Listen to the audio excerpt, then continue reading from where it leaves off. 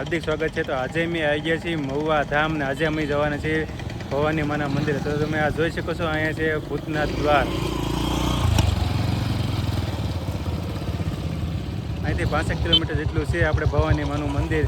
તો આપણે ત્યાં જવાનું છે અને જે માતાજી છે એના દર્શન કરવાના છે। તો હવે આપણે અહીંથી જઈએ ભવાની માએ।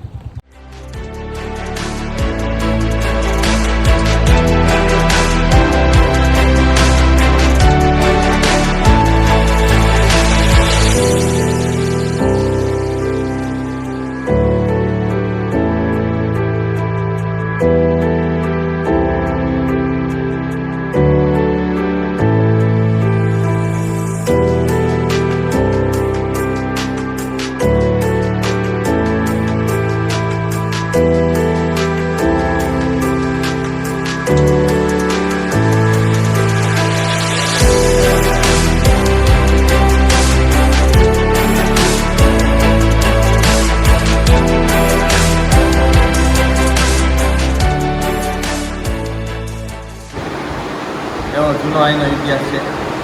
પહેલાંના જન્મ વખતમાં અહીંયા મધુમાવતી નગરી હતું। આ મહુવા છે એ મધુમાવતી નગરી હતું, આ કંકાવતી નગરી હતું। બાજુનું ગતપર છે એ કુંદનપુર જૂનું મહારાજા ભીમકની રાજધાની હતી।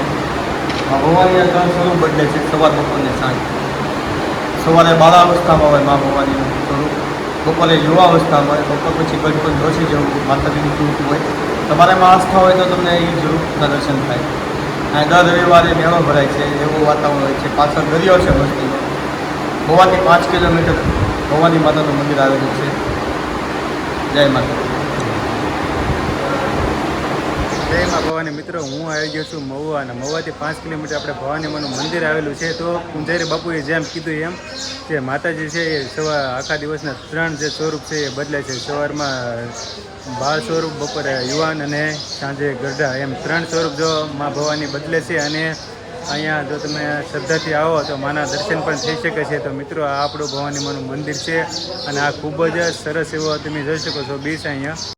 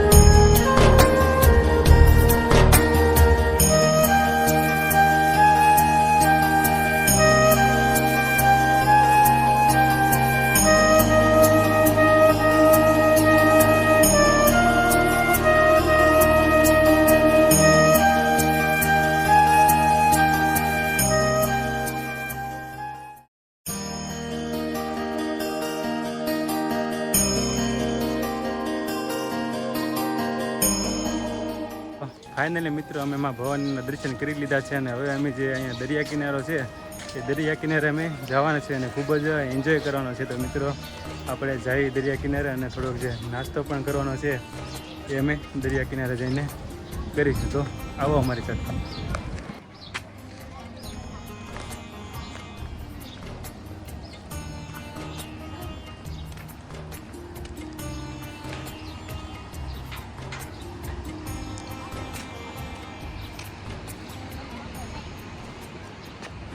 તો તમે મિત્રો અહીંયાનું વાતાવરણ જોઈ શકો છો. ખૂબ જ સુંદર એવું લોકેશન છે અને ખૂબ જ સુંદર કહેવાય ને એવો દરિયા કિનારો અહીંયા છે. તો તમે એકવાર ભવાની બીચે જરૂરથી આવજો. આપણે હવે અહીંયા જવાનું છે નીચે.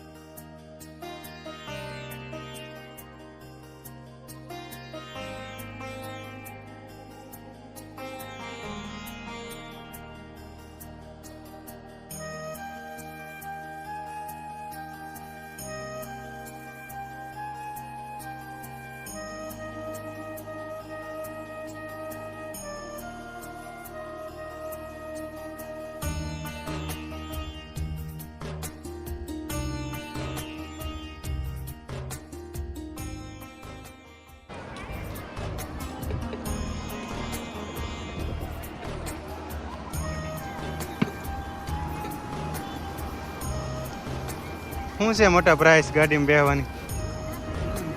100 રૂપિયા.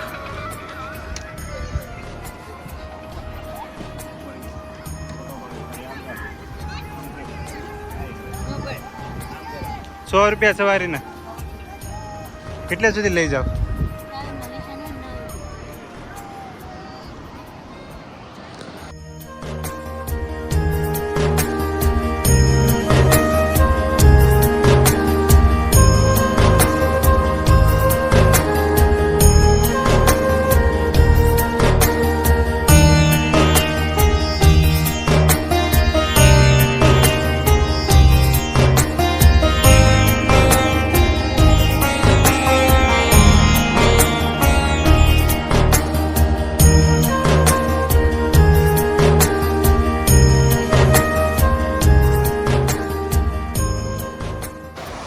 તો મિત્રો આ છે દરિયા કિનારો અને અહીંયા તમે જોઈ શકો કે છોકરા નાહી રહ્યા છે અને ખૂબ જ એન્જોય કરી રહ્યા છે.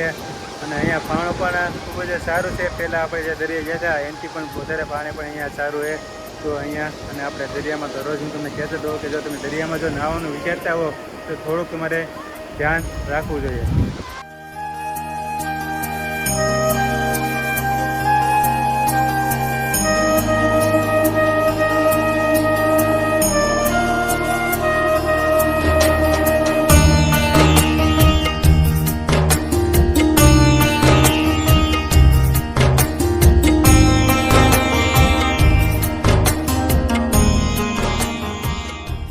તો મિત્ર પિયુષ બ્લોગરમાં તમારું હાર્દિક સ્વાગત છે અને હું આવી ગયો છું મહુવા ભવાની માં. જય મા ભવાની.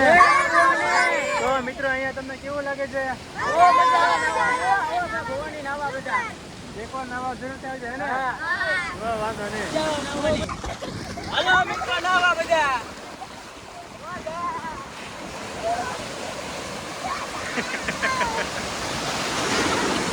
મિત્રો અહીંયા જ તે પાસે એક લાઇટ હાઉસ છે જ્યાં અમારે જવાનું છે અને ટાઈમ લગભગ 4 વાગ્યાનો છે. તો આપણે 4 વાગ્યા ત્યાં જવું અને જે લાઇટ હાઉસ છે એ પણ દેખાડવાનો જરૂરથી પ્રયત્ન કરીશું.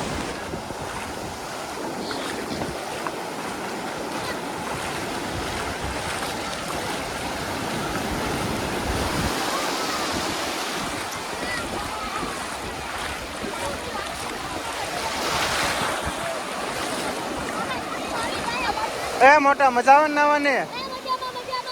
Like share.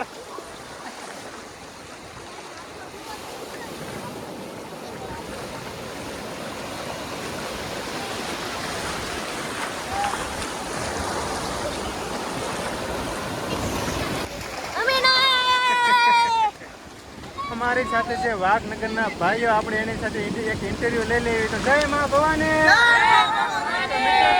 કેવું લાગે છે? મજા આવે.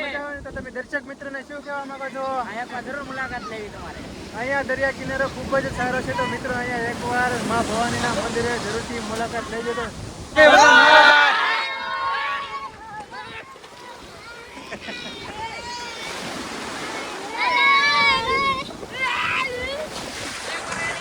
તો મિત્રો તમે જોઈ શકો છો અહીંયા બધા નાહી રહ્યા છે. હવે આપણે એક ઘોડે સવારોને પૂછી જોઈએ કે શું પ્રાઇસ છે ફોટો પડાવવા માટે.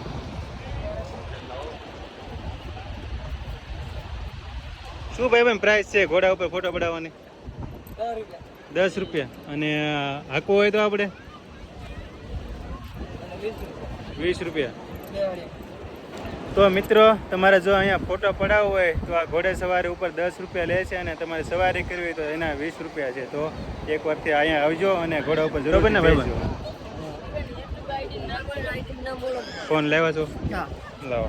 જય માં ભવાની મિત્રો છે. આ છે આપણા કતપર ગામના યુવાનો અને મારી ચેનલને ખૂબ જ સપોર્ટ કરે છે. તો તમારો બધાનો દિલથી ખૂબ ખૂબ આભાર. આવી જ રીતે સપોર્ટ કરતા રહેજો. અને આ ઘોડી કોની છે આમાંથી? હા, અલ્તાફભાઈ છે એને આ ઘોડી સવારી છે. તો મિત્રો તમે આવો તો આ ભાઈની ઘોડીએ જરૂરથી બેસજો અને ખૂબ જ મજા આવી જગ્યા છે. તો તમારો ખૂબ ખૂબ આભાર મારા ભાઈઓ. Thank you. જય માં. આ તો ભવાની બીચ અને ખૂબ જ મજા આવી જગ્યા છે. અહીંયા નાસ્તો કરી લીધો છે. હવે આપણે લાઇટ હાઉસ જવાનું છે. તો તમે જોડાઈ રહેજો. લગભગ અહીંયાથી 5 કિલોમીટર દૂર છે. તો હવે આપણે મળીએ લાઇટ હાઉસ.